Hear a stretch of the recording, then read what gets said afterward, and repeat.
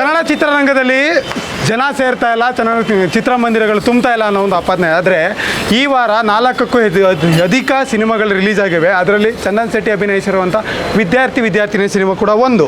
ನಾನಿವಾಗ ತ್ರಿವೇಣಿ ಚಿತ್ರಮಂದಿರದಲ್ಲಿದ್ದೀನಿ. ಚಂದನ್ ಶೆಟ್ಟಿ ಅವರು ಒಳಗಡೆ ಇದ್ದಾರೆ. ಫಸ್ಟ್ ಶೋ ಆಗಿದೆ. ಮಾತಾಡ್ಸೋಣ ಬನ್ನಿ. ತುಂಬ ಖುಷಿ ಆಗ್ತದೆ ಕನ್ನಡ ಜನರಿಗೆ. Thank you so much everybody. ಎಲ್ಲರಿಗೂ ಇಷ್ಟು ಪ್ರೀತಿ ಕೊಡ್ತಿರೋದಕ್ಕೆ, ನನ್ನ ಒಬ್ಬ ನಟನಾಗಿ ನನ್ನ ಸ್ವೀಕಾರ ಮಾಡೋದಕ್ಕೆ ಥ್ಯಾಂಕ್ ಯು ಸೋ ಮಚ್. ದಯವಿಟ್ಟು ಇನ್ನು ಯಾರು ಸಿನಿಮಾ ನೋಡಿಲ್ಲ, ಬಂದು ಸಿನಿಮಾ ನೋಡಿ. ಫಸ್ಟ್ ಶೋ ಬಂದರು. ಮತ್ತು 2ನೇ ಸರಿ ಕೂಡ ತುಂಬ ಕ್ರೌಡ್ ತುಂಬಿದೆ. ಚಂದನ್ ಅಂತ ಕೂಗು ಹೇಳಿ ಬರ್ತದೆ. ನಿಮ್ಮ ಕ್ಯಾರೆಕ್ಟರ್ ತುಂಬ ಇಷ್ಟಪಟ್ಟಿದ್ದಾರೆ. ನಿಮ್ಮ ಅಭಿಮಾನಿಗಳಿಗೆ ನಮ್ಮ ಅಭಿಮಾನಿಗಳಿಗೆ ನಾನು ಸದಾ ಚಿರುಣಿ. ಅವ್ರಿಗೆ ಸಾಷ್ಟಾಂಗ ನಮಸ್ಕಾರಗಳು.